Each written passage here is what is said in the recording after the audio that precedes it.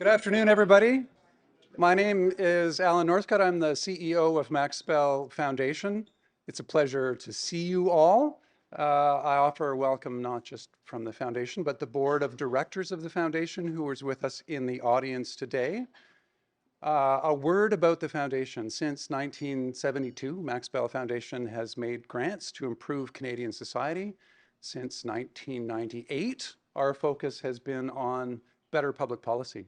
And we do that by supporting efforts in civil society to bring their expertise to bear on the policy decision-making process. The single largest way we support that purpose is by an ongoing grant to the Max Bell School of Public Policy here at McGill. The school, as you all know by the standards of public policy schools, is very young. It got underway formally in 2017. The first cohort of students completed the MPP program in 2019-2020, and the school has, in that very short time, developed a reputation as one of the most impactful schools of public policy in the country. One of the many things the school does, as you know, is to host events that feature the country's best thinkers on topics of pressing urgency to the country. So our topic today is shaping public policy from outside of government. I'll keep my introductions of the panelists brief because you're here to hear from them, not from me. Rachel Samson is Vice President of Research at the Institute for Public Policy. Taylor Owen is the founding director of the Center for Media, Technology and Democracy here at McGill. Paul Wells is a leading politics and public affairs journalist and author and is the Max Bell Foundation's Senior Fellow here at the Max Bell School. Over to you. Thanks very much, Alan. For those who are not familiar with us, I'm Wells. Especially worth repeating because I no longer look at all like that photo. I noticed as I came up here that I jotted some notes this afternoon in my fancy leather-bound notebook from the Monk School at the University of Toronto. So I want to begin by thanking the Max Bell School and the Max Bell Foundation for literally everything else tonight. Thanks so much. I'll take it. Never turn down swag. It's a great pleasure to see so many familiar faces in the crowd. I am feeling less and less with every visit from Ottawa like a fake Montrealer, and that's very good. We are busy people at a busy time, which is good news for you because we're going to have a real conversation because we did not have any time at all to cook this. But we have the one thing that you need, or the two things that you need. First of all, distinguished panelists who are leading thinkers in their fields, very approximately academics and the world of think tanks, although the overlap kind of in every direction on this panel is sweeping. We have a lot in common as well as some distinct perspectives. And we have a very interesting topic, kind of a question. The title of this session is Shaping Public Policy from Outside Government, which is another way of putting the eternal question, what role do citizens have in their democracy? Question is put at an interesting time. We just came through a high stakes election with surprising results and elected reasonably clearly quite a new prime minister to head what in some ways is a new government. I'm speaking on the day of the cabinet shuffle. We have seen the extent to which it's a new government. We have seen the extent to which it's a big cabinet. And everyone knows how busy everyone's going to be.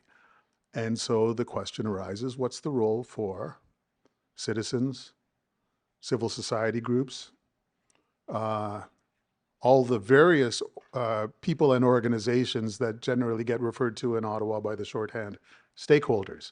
What stake do we hold in all of this? And I would say that the question of the role of civil society in government, when posed these days, aggravates a sort of a long-standing concern that people have, which is that sometimes the people in Ottawa don't seem willing to pay close attention to the various and conflicting concerns of civil society, they don't seem able to sometimes. They don't seem to have the bandwidth. This is to some extent a product of the social media revolution of the last decade, the avalanche of new inputs that everyone has to sort of parse and interpret, but also fight through as everyone struggles to get their own message out. This was put to me kind of in a pointed fashion when I was chatting with a friend of mine shortly after we came out of the COVID lockdown. And just about everywhere I went in Canada, it was clear that downtown Canada was in trouble. The centers of big cities were becoming places where crime and the opioid epidemic and homelessness and just sort of a general disjointedness and uprooted feeling made a lot of people a little nervous about going to the centers of big Canadian cities. And I said, you know what would be interesting would be to have a great big summit on the future of downtown Canada. You could have premiers, you could have mayors, you could have social service organizations, you could have businesses, including small businesses, get together and just talk about the challenges we're facing and potential paths forward. And a friend of mine who I was chatting with, who worked at a large communications company, said, it'd be great we couldn't do it, because every one of those organizations that you named would show up at such a thing with a clear mandate from their colleagues, their employers, their board, to get their message out. And nobody would show up with a mandate to hear what anyone else had to say. And that sounded all too clear and persuasive to me. The previous government, I don't even know if we're supposed to call the Trudeau government the previous government. The half-previous government came to office with high hopes and with a flurry of consultations. So many consultations that the organizations that show up for consultations with the federal government were often a little overtaxed with all the consultations they were invited to. And there was often little indication afterwards that there was anything wired to the back of those consultations, that those inputs actually fed into policy deliberations and government action. And so that's been disillusioning. And now we have a prime minister whose ability to act is less and less open to challenge. He sure did a hell of a job becoming the leader of the Liberal Party, and he won that election fairly resoundingly. But he has had mandates to listen and report back to Canadians before, and the results so far are mixed. Mark Carney was, after all, appointed last September the head of the then Liberal leader's task force on the future of the Canadian economy. And whatever he did from between September and December, we have heard nothing back from that late lamented task force. He had a book that was going to come out today that was going to be called The Hinge, Ways to Create an Even Better Canada. And several weeks ago, that book project got hoisted. It is now delayed sine die. So whatever the new Prime Minister's ideas for a better Canada are, we can't just read them at Indigo. We're going to have to watch and see what he does to show us what those ideas are, which is all fair and square. He's been a busy guy. It's a busy time. But the question remains put. And so based on those preliminary remarks, I'm going to go over there and we'll continue the conversation. And I should let you know, at some point, conversation being the name of the game, we're going to throw the whole topic to the floor and we're going to take some questions from all of you. So start thinking right now what kind of questions you might want to ask, or what kind of, just this once, I'll even let you make comments before your questions. See you in a second. Careful. I think the first thing we should do is this thing working? Check the premises of the conversation. Are we agreed, panelists, that governments should be accepting input from the outside? What's the case for a yes? Is there even, or should there even be a role for civil society? How do you define that, and how would you advocate for a role for policymaking from outside government? Taylor, Owen, over to you. They set that question around earlier. And I'm actually not sure what I mean, how I understand almost any word in that question. So what do we mean by government? Do we mean politicians? Do we mean cabinet? Do we mean a cabinet minister? Do we mean a backbencher? Or do we mean an opposition member, right, on the political side? The ways of engaging with all of those would be fundamentally different from the other side. Do we mean the political side of government or the civil service side of things? Because that's a fundamentally different type of engaging as well, right? How do you convince a politician of something is a very different conversation than how you convince a deputy minister of something versus how you engage or get access to a director of a department in a topic you care about versus how you engage with a more junior person who's sent to a conference that you run into, right? All of those are different.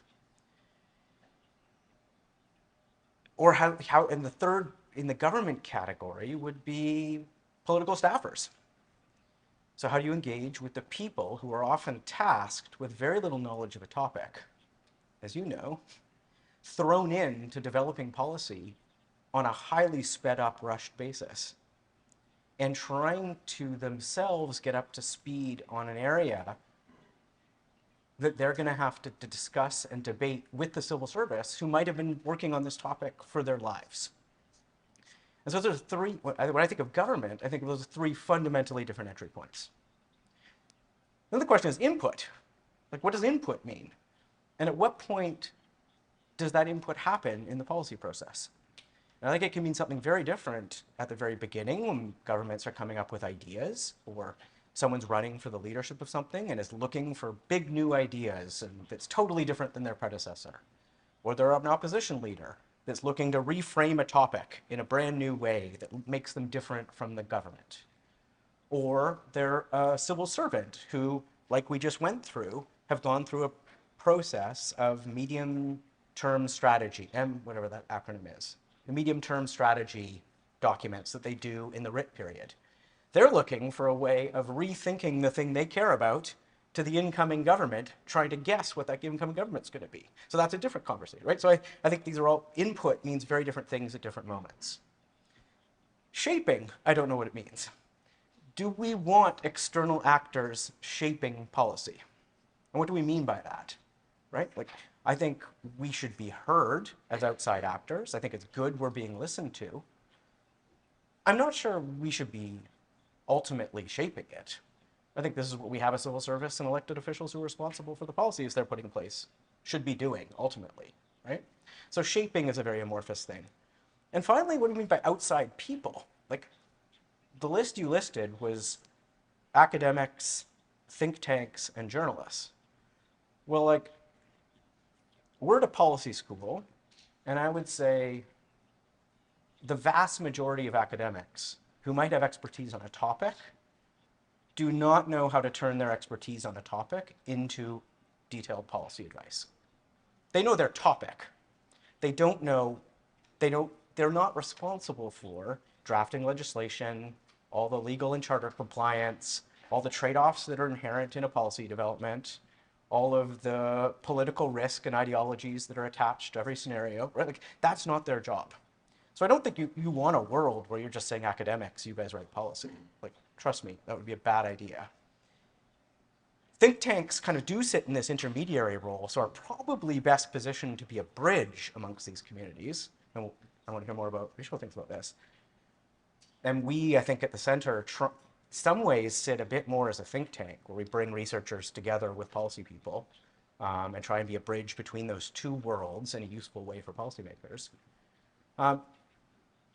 I don't know if journalists should be influencing policy. I mean, well, the good news is we absolutely don't. What you say and choose to say and not say does have an effect on policy, right? Whether that's your desired effect or not. And I would say you shape policy when you're doing things that are less like journalism, probably, right? Sometimes you write about policy in a way that isn't really reported. It's different. And I'd like to hear what you think about that role, because I think you play a unique role in the discourse because of that. But I don't think reporters should be shaping policy in any tangible way. So like, anyways, I don't know the answer to your question, because I think it matters how we define all those different terms. Thanks, Taylor. Good night, everyone. Actually, that was a useful confusioning of the topic. That was my goal. And the first conclusion I drew as you were talking was it's also a handy explanation for why it's such a good time to be a consultant in Ottawa these days, because consulting firms essentially assert answers to all of those questions. Can I just, when I was going to say the outside, I think we were forgetting a group in the list, the Journalist Civil Society. We were forgetting lobbyists, Yeah. corporate actors, and consultants, Yes. and GR consultants. And they have a heavy weight in all of this, and probably a disproportionate weight to all the other people we're talking about as part of civil society.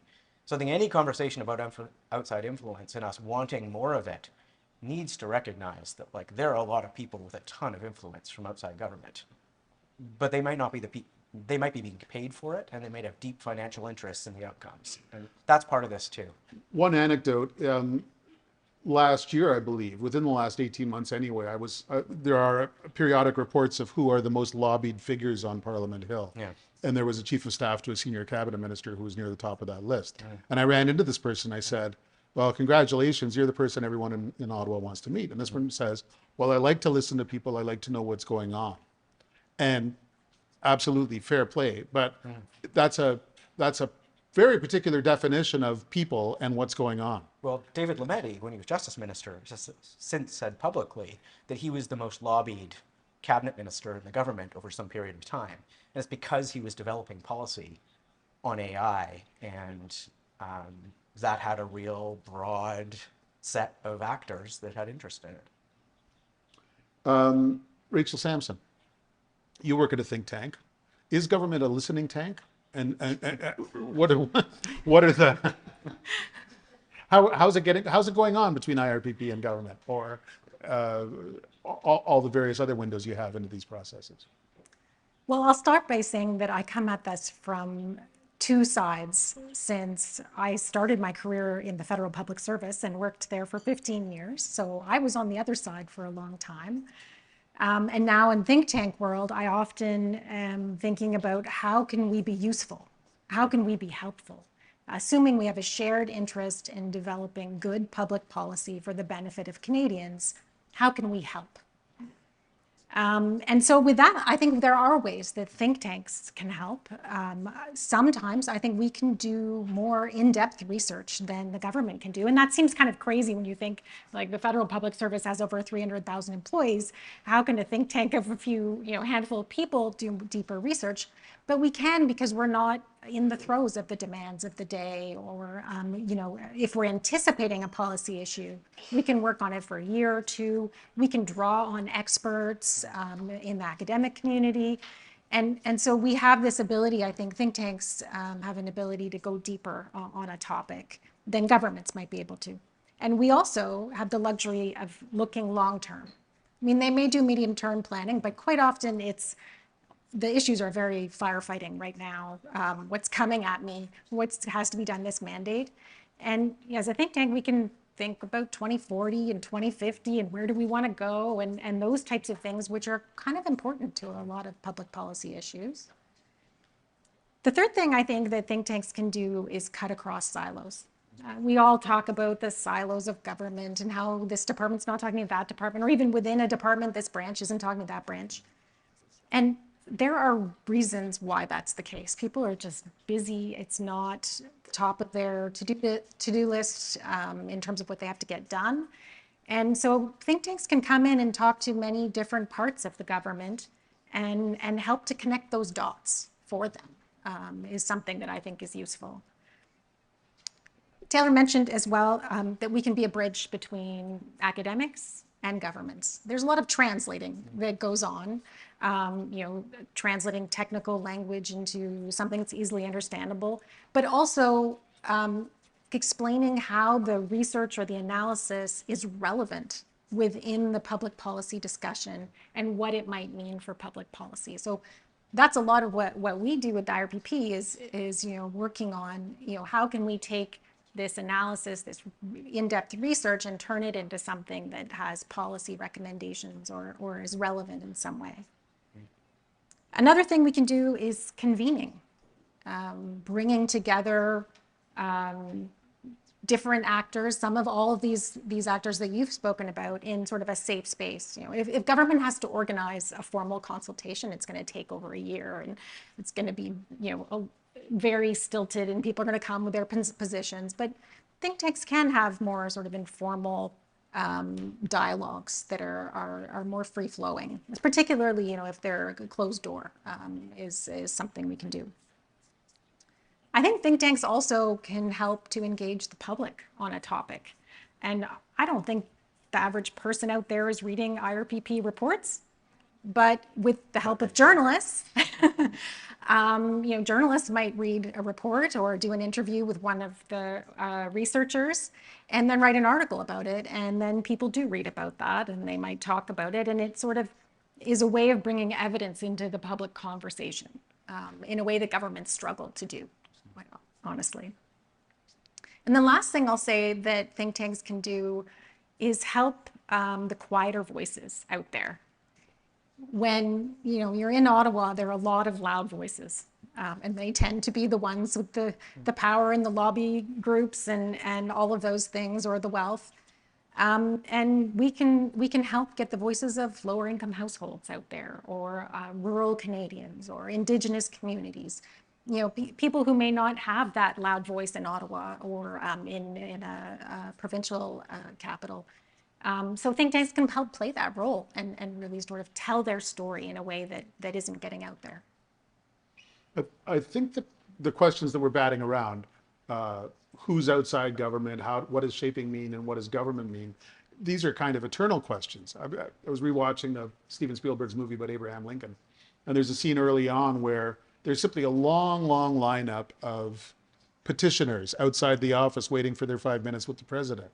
And in a lot of ways, not a lot has changed, except that every conversation you can imagine is just orders of magnitude more cacophonous, which means that the people outside are more than ever self-defining, and the shaping is more intractable, harder to understand exactly what shaping entails. And how have you seen that change over the years in Ottawa?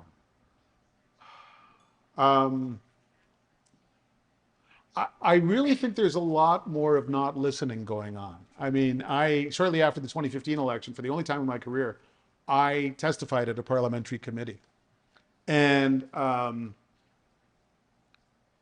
it was about leaders' debates during election campaigns, because I had, for my sins, moderated one in 2015. And for 10 minutes afterwards, I was considered a bit of an expert. First of all, there was a fire alarm, and so just about half of the time that we had for the session was blown. Secondly, the opposition MPs were keenly interested in my opinion because I disagreed with what the government wanted to do. And it was a tug of war. They wanted to tease out of me things that I actually didn't want to say. And the government MPs were perfectly cordial, and not a word of what I said was reflected in their report. And like, don't cry for me, but I've heard from many people who've testified at committees in many ways, and it's a version of that. It's kabuki theater. It doesn't have a lot to do with, rumination or consultation or anything like that. I mean, for all that, parliamentary committees are actually, in a lot of ways, quite superior to parliamentary debate on the floor of the House of Commons for bringing in new information and for testing it against assumptions and stuff like that. I mean, for all the lurid theater, I think parliamentary committees are quite a bit better than a lot of the alternatives. But somebody I read recently, someone reported, there's just hundreds and hundreds of reports over the years from parliamentary committees, and you're afraid to ask who reads them because the answer would not be encouraging. And then when social media started to become a very important new force, you would see reports of environmental scans taken by the communications branches of ministries and of MPs' offices and stuff like that. We would start to read that they had started to evaluate how helpful or otherwise certain journalists were, and some of my colleagues panicked, and I thought, well, why would you not ask yourself those questions? Yeah, I think it's just more complex than it ever was.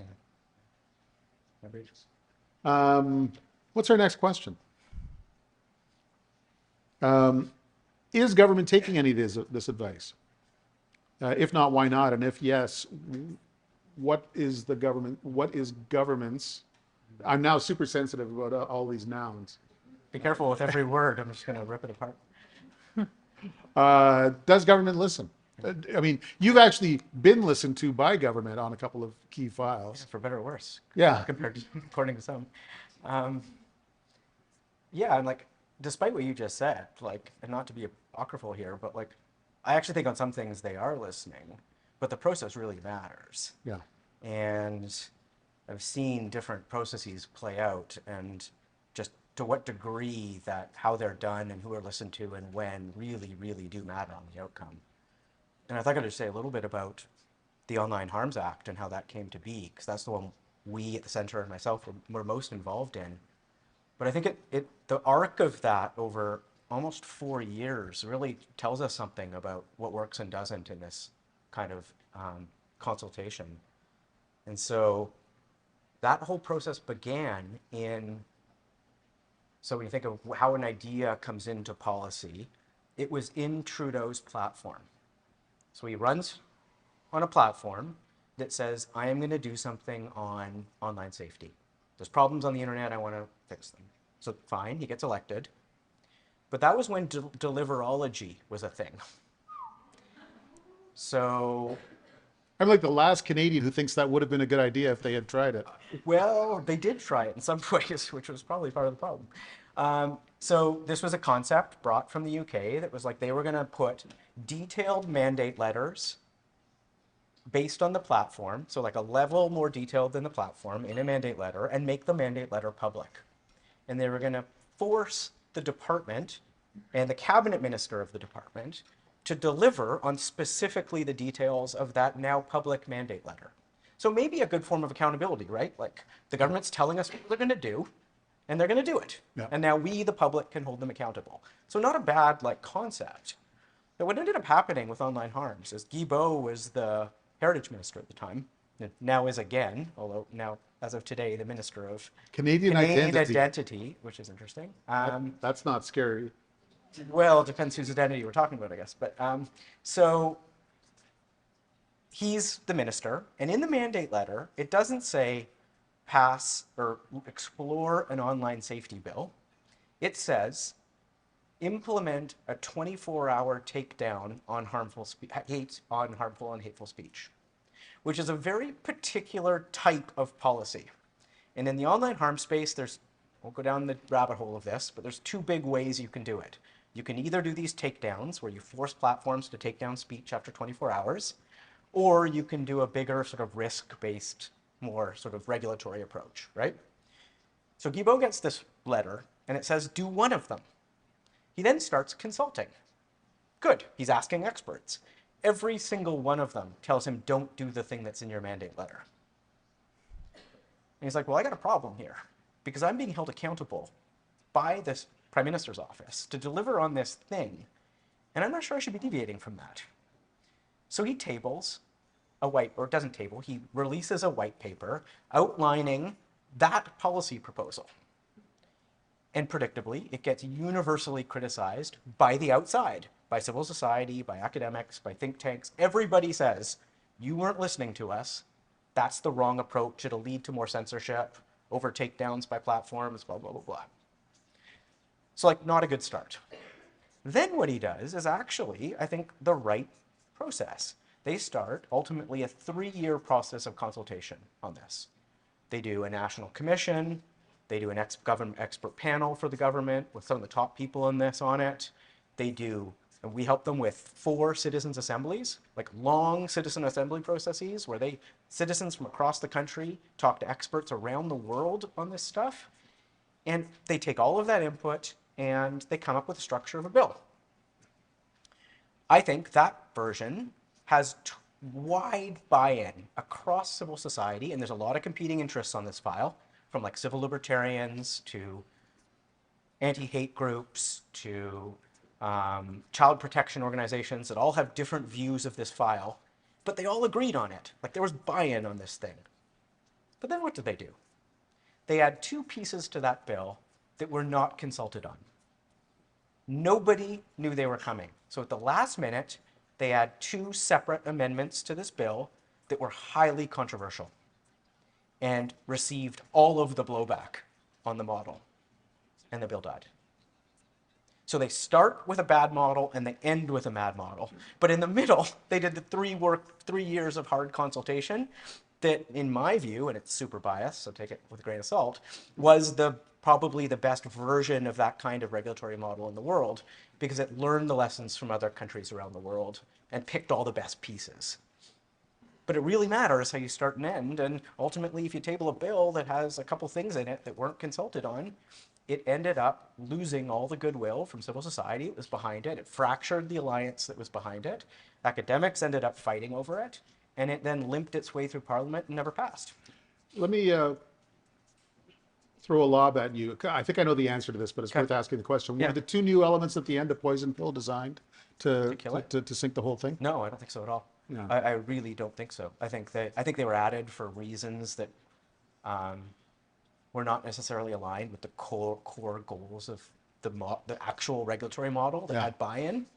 But it was a huge mistake, and it cost. We would have that. I strongly believe that I hadn't done that, we'd have this model in place, and we'd be in alignment with all of Europe, the UK, and Australia, who have a similar model already in place. And we don't. Rachel, I think we can all see cases of this where a government does a fair bit of listening or really gives it the old college try. But then it seems to hear voices that an outside observer would not have thought were dominant, and things go pear-shaped. Or other cases, I've spent the last 2 years spending a lot of attention, sparked partly by an IRPP conference in Ottawa about the response to COVID, searching in vain for an organized government exercise in evaluating government's response to COVID. And it's hard to shake the strong impression that this is a file where the previous government, at least, really didn't want to listen, because it was just, that way lie dragons, and so they were just going to do some other stuff instead. I mean, is government listening? I think is another wicked question, because there's 100 answers to that. I think there is, and I think the answer is it's mixed. Yeah. I mean, there has been a proliferation of advisory panels and bodies and consultation processes, and those are the formal things. But I think actually some of the most valuable listening sessions are the ones that are not formal and not public, right? Those are when someone calls you up and says, hey, what do you think about this policy issue that I'm working on right now? Or there's an informal meeting. I mean, those types of things can be much more valuable for both sides. I mean, it's really helpful for us as a think tank to hear what's the government wrestling with, what are the challenges they're facing, how would that influence the advice we provide and the research we do and the analysis we do. But I think it's also helpful for them to get an insight into some of the research or analysis that's been done on that, or even to point them to a particular expert on the outside that might be able to offer something else to them. So that informal dialogue, I think, is ad hoc, right? It really depends on whether, public service, political staff, at any level, on the person and whether they think it's valuable to reach outside. I think particularly on some of those intractable policy issues where they're really wrestling. You saw with the housing file, for example, there was a lot of reaching out to experts. Several expert panels were set up. There were a few experts were brought into a cabinet retreat, and I think it was because it was a hard thing to solve, and so there was this desire to sort of draw from the outside. I think that's not the case with all policies, because sometimes they know what they want to do, or they have a clear sense of where they want to go. They feel like they have the expertise they need or the advice they need on the inside, and so they just move without engaging externally for good or bad. So it depends on the issue, but I'd also note that there are valid reasons why they might not listen to the outside. And I know from being within government, there's lots of the outside things coming at me that sometimes were useful and sometimes were not. Sometimes advice it's just not practical, right? I think we've noted that, right? I think of a case that we've done research on, the idea of a universal basic income. It sounds fantastic, right? We know people need a certain amount of money to be able to afford shelter and food, and that it makes sense. It resonates with a lot of people. When you look at the practicalities of actually doing that and what it would mean and the amount of money that it would require, and then all the things that would have to be built into deciding, well, if you can't afford to give it to everybody, who are you giving it to, and what are the criteria, and what distortions does that create, and what other social programs would you have to get rid of to pay for it? So there's things like that where just the actual implementation of it is much more complex than the recommendation from the outside. And the other thing I think has been noted too is it's quite often recommendations from the outside are not very specific. Yeah. It's like, build more homes. Yeah. Of course we should build more homes. But how do we do that? What's the government role? How do we have this interjurisdictional thing happen? All of those things come into it. And the trade-offs question, I worked at Finance Canada for much of my career. When you get all the budget submissions that come in with all of the things the departments want, and you can't do it all. So you have to make hard decisions, and even great ideas, great advice just fall off the list because it's not as urgent as something else, or not the priority of that government. So that can be hard as well. And there's competing advice. Many people in government will describe it as trying to drink water from a fire hose. There's just so much coming at people who are considering these policies that you're just one drop in that fire hose, and so of course you may not have that influence. And then I would say the last thing is that quite often people don't know about the research or the advice. They don't know it's out there, and it's because there's just so much information to break through that wall is really tough. Can I just add one thing to that? Yeah. I think this idea that there are trade-offs and technicalities and decisions that civil servants mostly are making that we don't see from the outside is largely a function of them not being allowed to speak. And often you engage with civil servants who are deep in a file, and these are like world experts on these topics, right? Like, they are incredibly skilled and sophisticated at writing legislation, and they know more than us random experts on the outside who are just like looking in and peering in from the outside.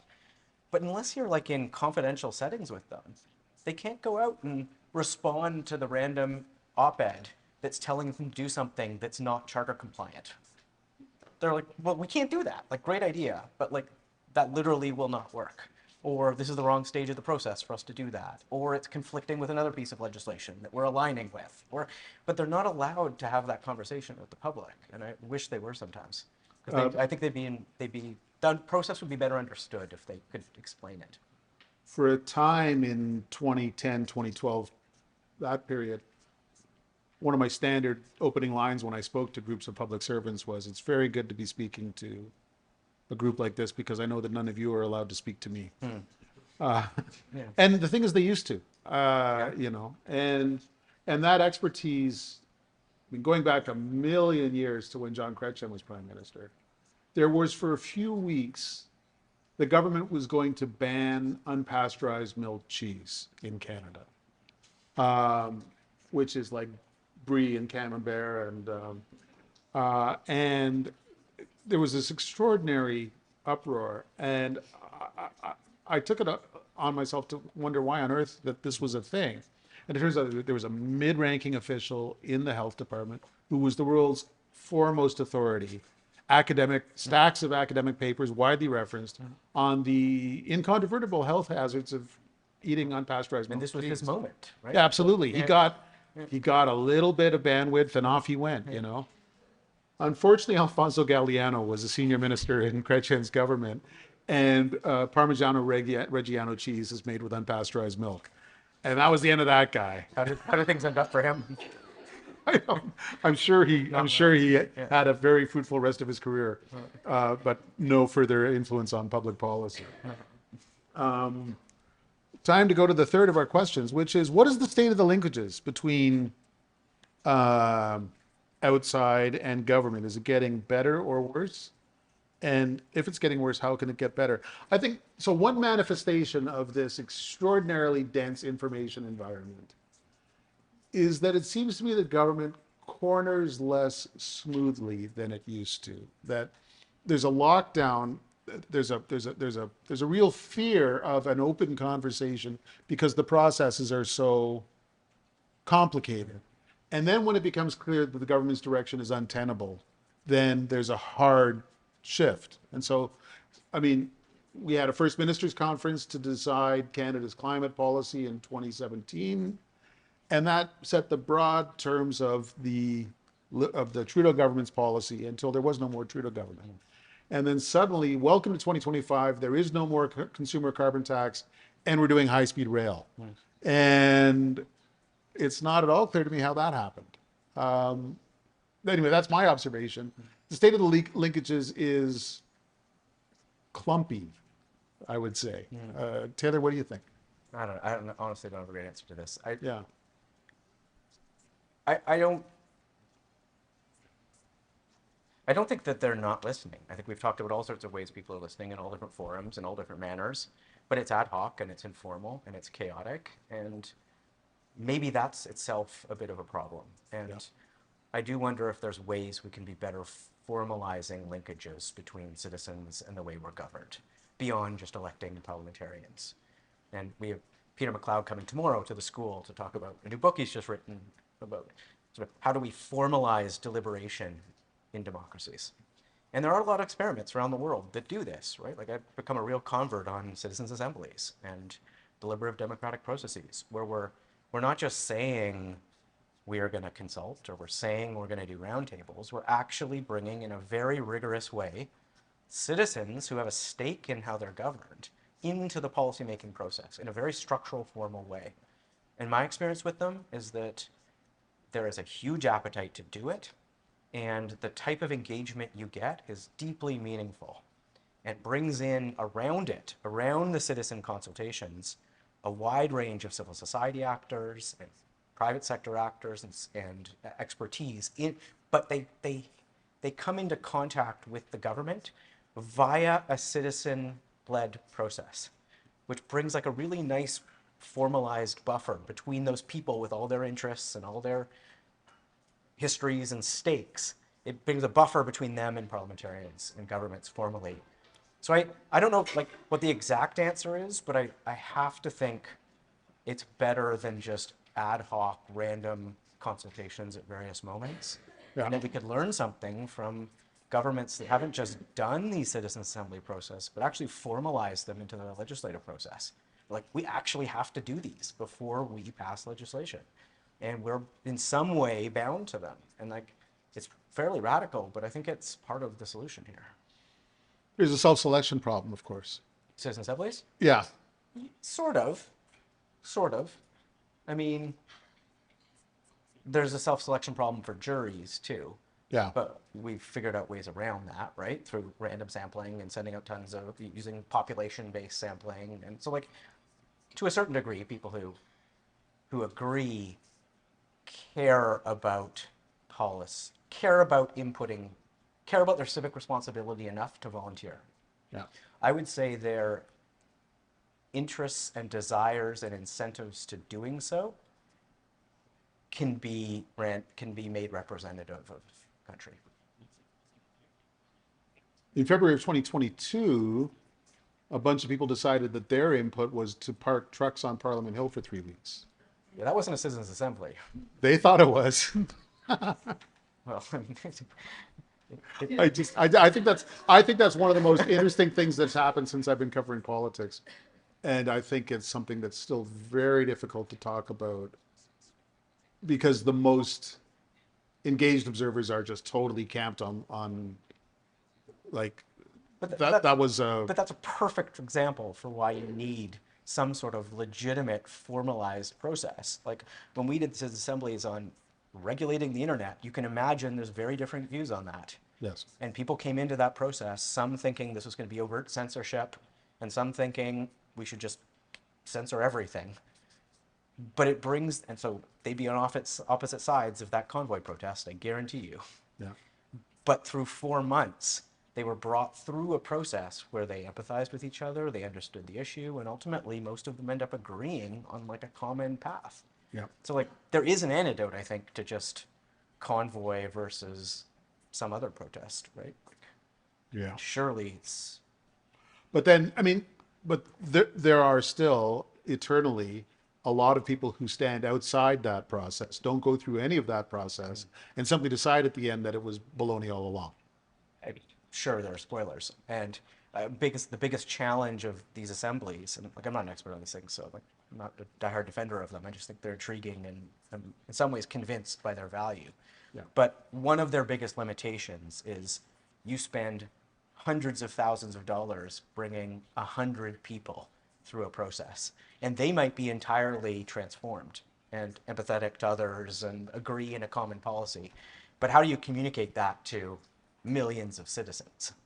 And that's where I think this process is really broken down, and there's lots of new experiments and tools in how to extend those deliberations to wider citizenry. And I think that probably we need that. But We were worried we wouldn't have anything to say about these subjects. Rachel, any thoughts from you on this, on the final question, which is the state of the linkages, even of the existence of linkages between outside and inside? So yes, it's mixed, it's ad hoc, but I'll give some examples of where I think it's worked well, or at least it was a start that are potentially things we could build upon. So one example that the IRPP is our work on employment insurance. So the previous, or Trudeau government launched a 2-year consultation process on employment insurance with the intent of reforming employment insurance. We have yet to see the large-scale reform of employment insurance, but they were committed to the consultation process. And they engaged us to host some roundtables, with some academic experts, but also with unions and small business representatives, et cetera. And no one agreed. No one agreed how to solve this. Businesses didn't want premiums to go up.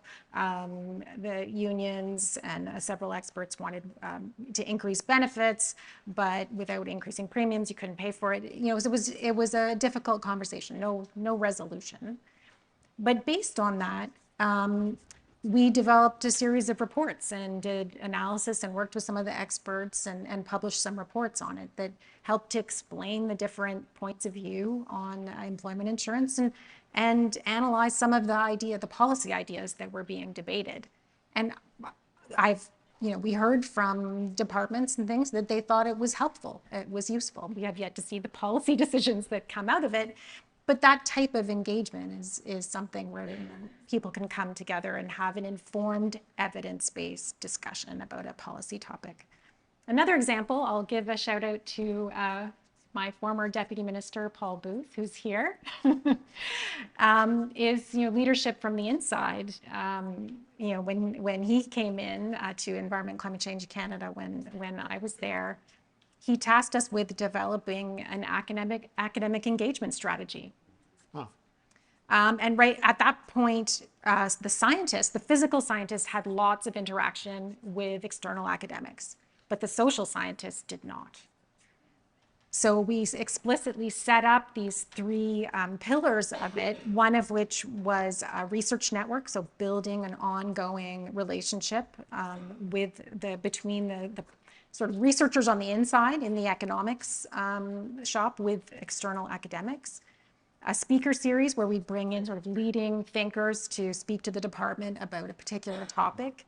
And then a visiting scholar position where a professor who's on sabbatical came into the department and was in the tent, had security clearance, was embedded within the policy team and really contributing their research and also honestly helping to train and teach some of the staff there to improve their skills. So those types of things can be incredibly valuable. I think it is fair to say that the closer you get to government, the harder it is to simply issue some sort of blanket dismissal. They don't listen to us. My God, there's people who just never stop listening and who listen in many creative ways. But especially in an environment of heightened expectations of being listened to, which is the lot of any citizen today, you curate the music you hear, you curate the films you watch or don't watch, you curate your community of people that you have conversations with all the time, then they certainly come howling at journalists who don't cover things the way that they want us to cover things. And they also have sort of hypersensitive expectations as citizens, perhaps properly, but that's just incredibly hard to manage. But there's So, probably a media role there, right? Like, what's that? I think there's probably a media role there too. And I'm curious how you see, when you got that Public Policy Forum award, you gave this talk, right? Yeah. I found really powerful, which was like that media has a responsibility here to talk about policy to publics in a way that isn't just purely day-to-day reporting and isn't purely horse race politics, but is something else. And that's part of the solution here too, right? But now I'm gonna steal one of your moves and say it's harder to point at a media than it ever was. Sure. I mean, I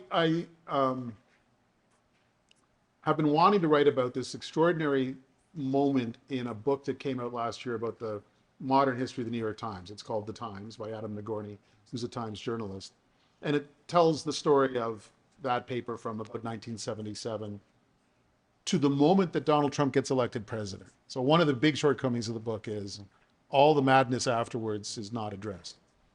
But he does talk about a time in 1988 when the candidate, Democrat for president, dropped out because he was alleged to have had an affair. Donna Rice and Gary Hart, exactly. And suddenly the private lives of presidential aspirants became salient. And so the New York Times wrote to 11 candidates for president and said, we want your health records, we want your investment,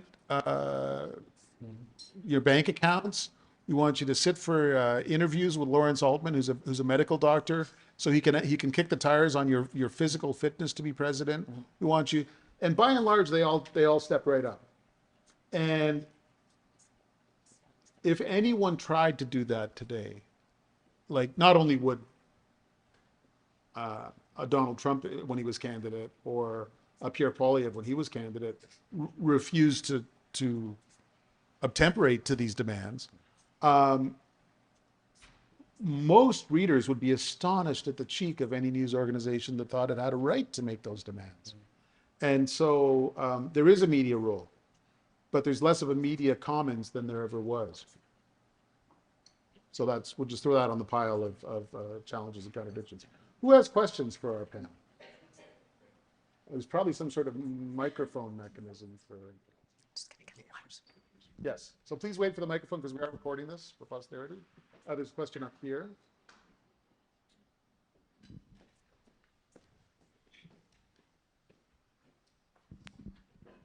Hi, thank you. My name's Jacob. I'm a student at the Max Bell School. I have a question that I'd like to ask Taylor, but if you also want to pitch in, I'm more than interested. There's a new Minister of Artificial Intelligence, Is that good? Is it necessary? Is it advantageous for Canada? What do you make about that? I've had a huge amount of time to think about it yet. I think it depends on what it is. He also happened to be a journalist until a month ago, so. He was very much, yeah. I really honestly think it depends on what it is and what the mandate for that ministry is and whether it has a department or not. The challenge with AI is it's a cross-cutting policy issue, and previously most of the policy mandate for AI sat in ISID. And what's that going to look like when you have a minister who sits outside of that department? Are we still governing most of the core AI policies through that department, or is it sitting somewhere else? Is this going to be a ministry that has a department, or is it going to sit in the PCO as sort of a coordinating body, which is probably what I suspect it will be? Is this for governing AI or incentivizing AI? And it could be that this is a department or a ministry for incentivizing and using AI. So if you look at Carney's platform on AI, there actually wasn't a lot on how they will regulate or govern AI, but there was a lot about how they were going to use it to make the civil service more efficient, to incentivize investment in data centers and compute, to help scaling Canadian companies, right? So if it's that side, like how are we going to leverage AI? It's a very different thing than how we're going to regulate it. So it really depends on how they define it. It does seem like one of these cases where the fact of the appointment raises a lot of questions, and you get the distinct impression that somebody knows the answers to those questions. Oh, I'm sure there. And soon We'll we find will out too. soon. Yeah, I'm almost certainly, yeah. within a week, I'm sure. It's kind of fun. Any other questions?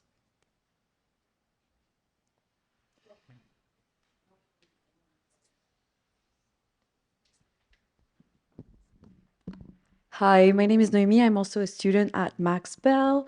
So my question is about community organizations, because you did not touch a lot on this reality where the government will offer subventions and grants to community organizations that in return will advocate for changes. And this leads to very strong power imbalance. And I think we saw in the past election how it was playing with kind of the sense of security or stability of those organizations. So I would love to know more about your thoughts going forward about how, like, can we stabilize these organizations while creating a space where they can fully express themselves and, like, just favor civic participation, knowing that we're in times where polarization is just alarmingly increasing, and it may be harder and harder to take strong stance and advocate for the voiceless. Yeah. There are a lot of complex things in there. One of the challenges about organizations that require funding is, how to balance the interest of the funder with the work that's done. I mean, at the IRPP, we are staunchly independent. The funds that we receive have no influence over our research and what we say. But we're not an advocacy organization. And there are many organizations out there that are established for a particular purpose and aligned potentially with where the funds are coming from. And that starts to make the advice a little murkier in terms of, is it independent, and how should the government receive that? And then if you layer on that the funding is from the government, that becomes even more complicated, right? And so I think transparency, advocating for transparency on where funding comes from, how that funder is able to influence what the organization does, those types of things are really important. And so any organization that isn't transparent about that, could potentially raise questions. When you're talking about, community organizations can mean many things, but if what I'm reading is organizations who are potentially single issue organizations with deep values attached to them and strong beliefs in an ecosystem that is increasingly polarized and divided and incapable of having sort of public discourse around them, then I think that's a real problem, right? And it's partly because the way we're having these discourses in an ecosystem that's increasingly fragmented and incentivizing that kind of division. So there's a media piece to this. Like, how are we having these conversations? And are we having them in a place that accentuates those divisions or minimizes them? And I think it's clearly the latter. And I think universities bear some responsibility here. Like, we need to be a place where those kinds of conversations can happen. And I'm not sure we are right now. Governments listen to who they choose to listen to. And that's not even nefarious. It's just got to be that way because there are so many things to listen to that you have to pick. And there are always moments of tension when it seems like there's a possibility that the party strength of the government could change. Because then it becomes really obvious that a new government might come in that wants to hear other voices and wants to stop hearing the voices that are used to being listened to. And That's true, for sure. there, to some extent, there's not much to be done for that. To some extent, it's healthy for there to be in-groups and out-groups. Up to a point. Arguably, in the United States, we're seeing what happens when you pass that point. Hey there. I'm just wondering if you folks could speak a little bit to how an erosion of trust is impacting engagement with external stakeholders. Sure, but what way do you, Yeah, which direction? whose trust in whom is being eroded? The public's trust in government. I mean, I can start it. It's something that we talk about quite a bit. And thinking about what governments can do about that. And I think that's a complex question and something that's going to require more research and discussion. But, you know, for example, we're doing research on industrial policy. So that's tends to be when governments are providing some sort of funding or tax credit to companies for a particular public policy purpose. And you can think of the subsidies for the battery plants in Southern Ontario or something along those lines. There's a lot of mistrust in what the government did there, right? The motivations behind it, who they were trying to benefit, why there was so much money. You know, there were a lot of questions that have come up as we start to look at this topic. And it seems like the government could have done a lot better at communicating their vision and what they were trying to achieve, but also sharing their work, their analysis behind it. Why did this make sense? Why, you know, what was their approach to, even if they couldn't share the specifics of the financing of a particular deal, they could have shared some of the principles that they were using in providing that funding. You know, what was their reason for when they provided a certain amount and didn't? And they didn't do a very good job of that. I think that's the sense, right? And what we've heard from a lot of people is just that it generated a lot of mistrust that the government doesn't have their interests at heart, isn't managing money well, those types of things. And I think more transparency and better communication would really help those. Yeah, I agree with that. Just one thing on trust is, I think trust can be a really slippery metric. In the US, for example, over the last 20 years, we've seen a real polarization of trust. So people still have very high trust in government or media, but only ones that are aligned with their ideology. So liberals trust the New York Times and conservatives trust Fox News. So they both have very high trust, just in different segments of the institution. And it's the same with government, where Trump supporters have very high trust in Trump and liberals would have almost none, right? And for a long time in Canada, when you survey people on trust, up until quite recently, our trust levels of our institutions, of our democratic institutions, function really differently. Where we had broad-based trust for a common set of institutions across the political spectrum. And that was certainly the case in media until very recently, where we had like very high levels of trust for the 5 mainstream news organizations, for example, up until about 8 years ago. Same with politics. Central government agencies had fairly high levels of trust across most of the political spectrum. And we are now looking, in our work, any research we've done anyway, much more like America, where our trust is becoming polarized. And I think that is the thing we want to look at, right? Not trust levels overall, but if trust levels are becoming points of division. And I think worryingly, we're heading in that direction. And I'll just note too, so the RPP works on this project, a survey project, the Confederation of Tomorrow. And one of the things it found is that when trust fell in one government, like a provincial government, it fell for all governments. So it wasn't, they didn't distinguish between the stripe of government at those levels. It was if they lost trust in one level of government, they lost trust in all levels of government. There was also a fascinating moment last summer in the United States when liberal trust in big media collapsed, briefly but utterly. And that was when the Biden presidency was tested and then put to an end, and Kamala Harris was trying to become president. And there was in the early part of her campaign, she was not allowing her candidacy to be tested by journalists in scrums or in formal interviews. And when a couple of us pointed this out, that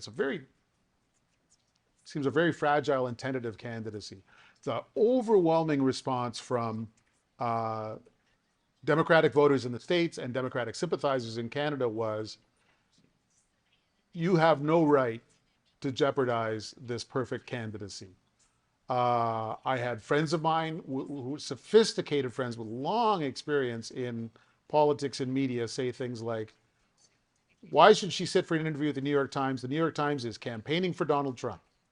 And Politico is campaigning for Donald Trump. And CNN will put a Trump rally on live, but they won't put a Harris rally on live. So why should she give them anything but the back of her hand? And then we, not quite a perfect mirror situation, but exactly the same response from Poilievre supporters to the assertion that he should maybe open himself up a little bit more to some kind of scrutiny from the dogs of the press. Almost nobody in modern society has an institutional ride or die who is right no matter what. They're right if they agree with you, and they're right to the extent they agree with you, and then to hell with them, which is an offshoot of an environment where almost everyone can perfectly curate most of their life. They get very frustrated with those parts of their life that they can't curate. Never mind us, very much including government.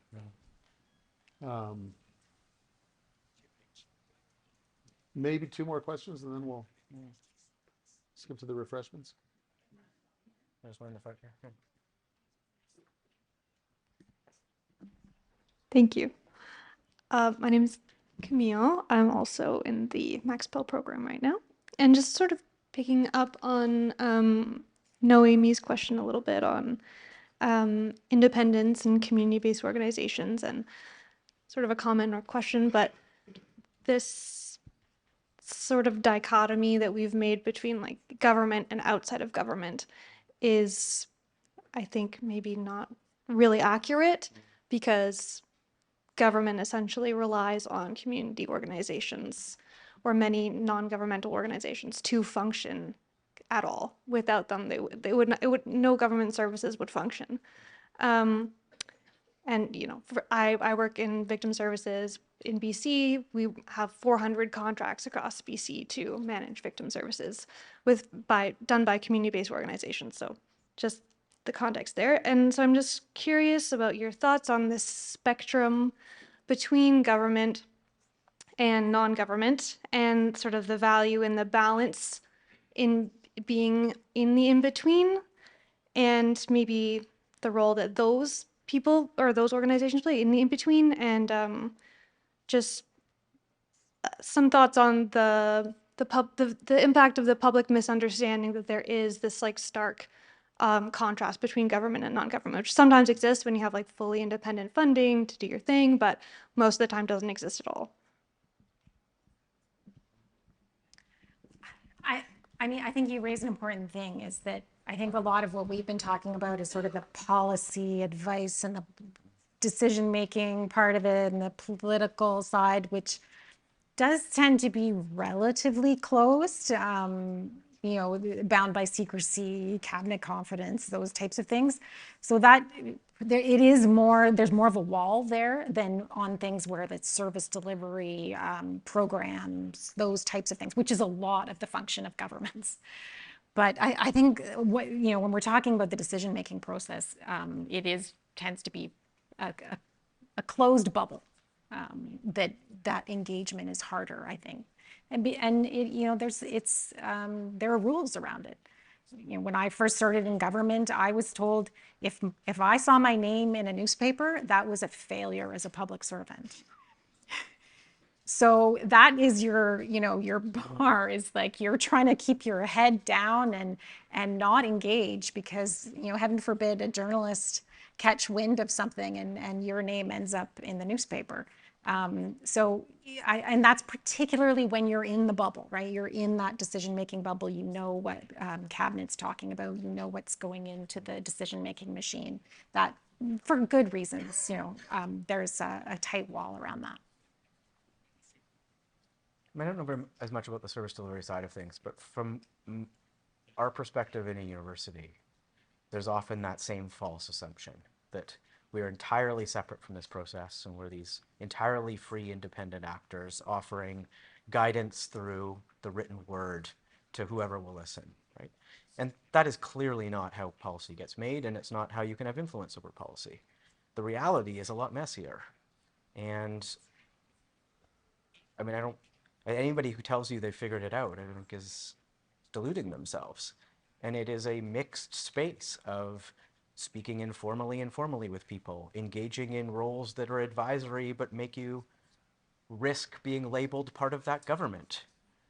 It is taking on a degree of confidence with government that makes you not be able to speak about everything public. Like, these are uncomfortable places for people at least I view them as so, outside of government, but that's how this process works. And so I do think there's a huge gray area, and there's a lot of uncertainty in that space. And I think, but it's probably how influence happens. There's an interesting contrast between American government over the last century and Canadian government, which is that that's such a good point. In the American public service, much further down into each department, these are partisan appointees, and it's considered normal that you get kicked out when a new president is elected, and if you're very lucky, maybe back into government 4 years later, maybe not. And I used to think that our system was better until I covered the Trump-Biden transition, which was the Trump-Biden, yeah, which was problematic because Mr. Trump didn't think there should be a transition. And I read the biographies of the transition teams that Biden wanted to put in place to manage the change of government. Just extraordinary depth of experience in government during the Clinton administration, sometimes earlier, and just extraordinary real world or academic experience from the times that they'd been outside. And so the membrane between inside and outside is much more permeable in the United States in ways that I think is really helpful. And it's much harder to be a public service lifer in the United States. And frankly, much harder to spend your entire life in some sort of civil society organization, wondering and becoming embittered about what it's like to be inside, because you're far likelier to get called in, you know. You called them partisan, but in a way they're it's a way of revolving expertise in and out of government. Now, the downside is you have to label yourself as one of the other Yeah. in that model, right? Yeah. But the benefit is Not you get always, to- but usually. Not always, but generally, right? But the benefit is, as an outside expert or someone with some qualification outside of elected office, you can become a cabinet secretary. You can run a department. You can be an advisor at any number of. You can have actual. Now, Rachel, you've done some of that, and as a result, you know way more about how government actually works, maybe than you ever wanted to, and certainly more than someone like me who's never been, made that transition. So I would say I would see the downsides of the U.S. model because there are a lot of benefits to having a public service that doesn't leave when the political side changes, right? Maintaining programs, maintaining knowledge, stability, all of those things. I mean, some of my previous life, I worked with the OECD as well, doing environmental performance reviews of other countries. And we did a review of Australia, and I was astonished by how in Australia, there would be periods of data where you'd have data for 4 years and then no data, and then data for 4 years and then no data. Because the stripe of government would shut down the statistical agency gathering that data, or they decide they don't want to gather that data. And to me, that's, as researchers, like that's really harmful for society to have that kind of thing happen. Wasn't that a long-form census issue? Well, I didn't bring that up. I said Australia, but those types of things can happen here too, right? And if you don't have a statistical agency with professionals that are committed to running that, then you start to see the ripple effects throughout society, right? You want people running the health agency, making sure that the drugs that are being approved are, it's based on science and evidence and not a political agenda. So, maybe there could be more of that moving in and out, but I think there's a middle ground. yeah, right? I think There so. must be, Yeah. One thing I learned as a moderator is always leaving wanting more. I know there are other questions out there, but the great thing is we can now ask and answer them informally at a reception. And formal versus informal has been one of the topics of the evening. Thanks so much for coming from outside to join us inside. Thanks to the panelists. Have a good night.